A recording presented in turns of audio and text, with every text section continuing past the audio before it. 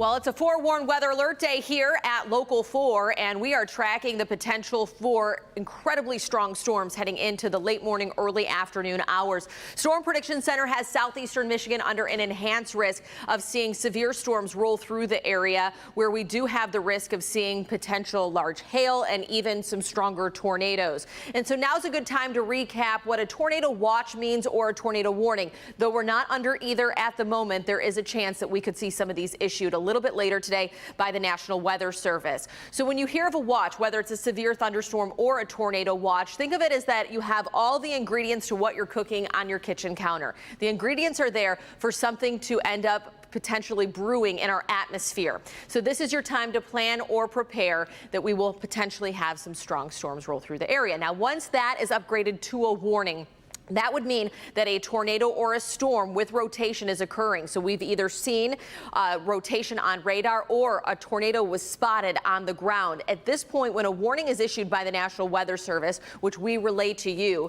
you need to stay away from windows and seek shelter in a basement. This is the time to put your weather plan in place. If you don't have a basement, go to a small interior room or the lowest floor of whatever building you're in, especially if you're in a high rise. The lowest floor in the stairwell would be the best bet for you. Clouds and radar forecasts show that we have that line developing down to our southwest. So we have a warm front lifting through the region, then followed by a cold front. So this is, I don't necessarily want to say a 1-2 punch, because the second line is not looking to be nearly as impressive as the first line of storms that we are tracking for today.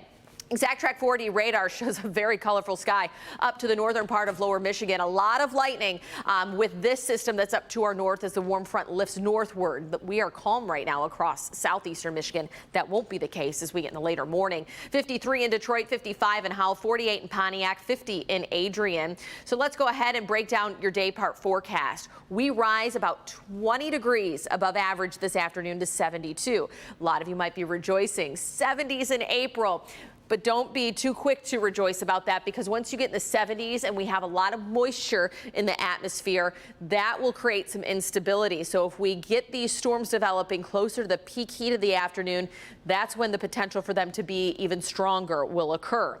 By 8 o'clock, that severe threat lifts. So let's take you hour by hour through our computer model. Stop the clock at 11 a.m. and this is really when the severe threat starts to heighten. So we're starting to follow some stronger storms in more of a disorganized fashion, closer to Saginaw and our northern counties, and then we'll have a couple more spotty storms developing. Now, we're getting new data runs in every hour, so you're going to see this fluctuate throughout our morning show. And still some scattered storms developing around 3 o'clock. 4 o'clock, we still have a little bit more of a line, but what I want to point out is we have some clearing in the cloud cover. This could amplify just how unstable the environment is if we get a little more sunshine that warms us up a little more going into that second round as the cold front rolls through later.